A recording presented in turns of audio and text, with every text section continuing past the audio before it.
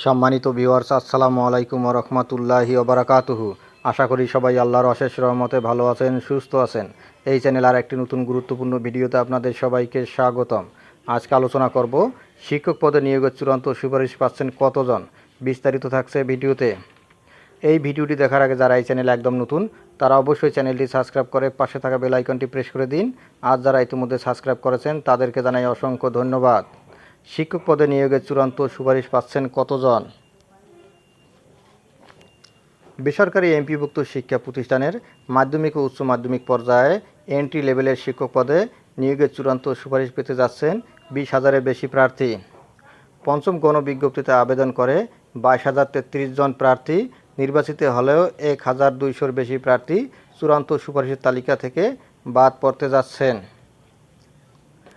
গণবিজ্ঞপ্তিতে আবেদন করে নির্বাচিত হলেও ভিরল ফরম পূরণ না করা, যাচাইয়ের জন্য সনদ জমা না দেওয়া ও সনদের জটিলতা থাকায় ওই 1,200-র বেশি প্রার্থী চূড়ান্ত সুপারিশ নিয়ে শিক্ষক হওয়ার সুযোগ পাচ্ছেন না।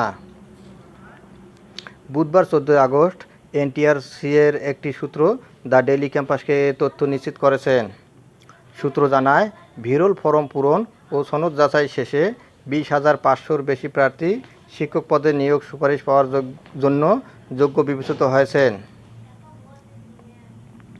আর 1,200-র বেশি প্রার্থী চূড়ান্ত সুপারিশ পাচ্ছেন না। যেসব প্রার্থী ভিরল ফরম পূরণ করেননি বা যাচাইয়ের জন্য সনদ পাঠাননি তাদের চূড়ান্ত সুপারিশের তালিকা থেকে বাদ দেওয়া হচ্ছে। আর জাল শিক্ষক নিবন্ধন সনদ শনাক্ত হওয়ায় 12 জন প্রার্থীকে চূড়ান্ত সুপারিশ করা হচ্ছে না। সূত্রের দাবি, যাচাই প্রক্রিয়া প্রায় চূড়ান্ত হলেও এখনও শেষ হয়নি, তাই এ সংখ্যায় কিছুটা পরিবর্তন আসতে পারে। 20,000-এর বেশি প্রার্থী চূড়ান্ত সুপারিশ পাবেন বলে আশা করা হচ্ছে। শিক্ষক নিয়োগ সুপারিশ ও এ সংক্রান্ত কার্যক্রম পরিচালনা করে এনটিআর শিক্ষা তত্ত্ব ও শিক্ষামান শাখা। কতজন প্রার্থী নিয়োগের চূড়ান্ত সুপারিশ পেতে চাচ্ছে জানতে চাইলে ওই শাখার পরিচালক উপসচিব কাজী কামরুল আহসান দ্য ডেইলি ক্যাম্পাসকে বলেন, এ সংখ্যাটি এখনও চূড়ান্ত নয়। সে সংখ্যাটি 20,000-এ কিছু কম বেশি হতে পারে। চূড়ান্ত নিয়োগ সুপারিশ বিজ্ঞপ্তিতে সুপারিশপ্রাপ্ত প্রার্থীদের সংখ্যাটি উল্লেখ করে দেওয়া হবে। জানা গেছে, 96,736টি শিক্ষক শূন্য পদে নিয়োগের জন্য পঞ্চম গণবিজ্ঞপ্তি জারি করা হয়েছিল, কিন্তু প্রার্থী না থাকায় 22,033 জন প্রার্থীকে নির্বাচিত করা হয়।